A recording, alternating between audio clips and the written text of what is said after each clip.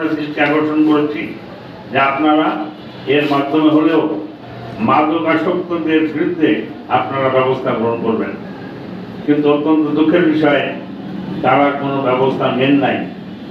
পুলিশের কাছে, গোয়েন্দা সংস্থার কাছে কে কোন ওয়ার্ডে মাদকের ব্যবসা করেন তাদের সব তালিকা তাদের কাছে আছে এবং তারা অবগত আছেন। এবং আমাদের মনে হয় যে আইন শৃঙ্খলা বাহিনীর কোনো না কোনো ব্যক্তির সাথে ব্যক্তিগতভাবে এদের দীর্ঘদিনের সম্পর্ক আছে। তা নাহলে এ ধরনের অভিযোগ বারবার করার পরেও আমরা কোনো ব্যবস্থা নিতে দেখি নাই। একটা রাজনৈতিক দল হিসেবে, বাংলাদেশের সর্ববৃহৎ রাজনৈতিক দল হিসেবে জাতীয়তাবাদী দলের জনগণের প্রতি তাদের যে কমিটমেন্ট, যে দায়িত্ব রয়েছে, সেই দায়িত্বের জায়গা থেকে আজকে আপনাদেরকে আমরা দেখেছি এবং আমরা ইতিমধ্যেই সিদ্ধান্ত নিয়েছি আমরা কয়েকটি ওয়ার্ডে আমরা র্যালি করব। তার মধ্যে আমরা আপনাদেরকে বলছি 7, 8, 10 এই 3টে ওয়ার্ডে আগামী শনিবার 3টে ওয়ার্ডে চিত্তারি মোড় থেকে র্যালি হবে, মাদক বিরোধী র্যালি, বিকাল 4টায়।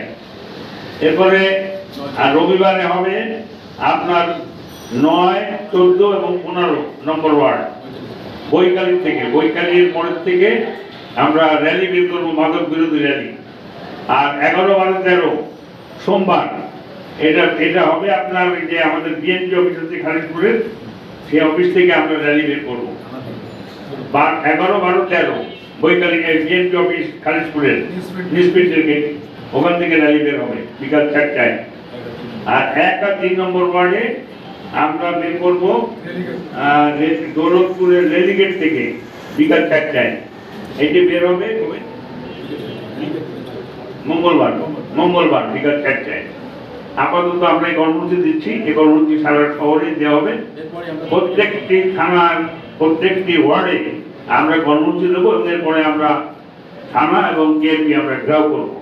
রাজনৈতিক দল হিসেবে আপনারা জানেন যে সমাজের প্রতি আমাদের যে কমিটমেন্ট আছে, সেই কমিটমেন্টের জায়গা থেকে আমরা মনে করি যে যেই ব্যক্তি হোক না কেন, সে যেই হোক, যেহেতু সে আমাদেরও কেউ থাকে, তাকেও ধরা হোক। এ ব্যাপারে আমরা কাউকে কোনো ছাড় দেওয়ার পক্ষপাতী না।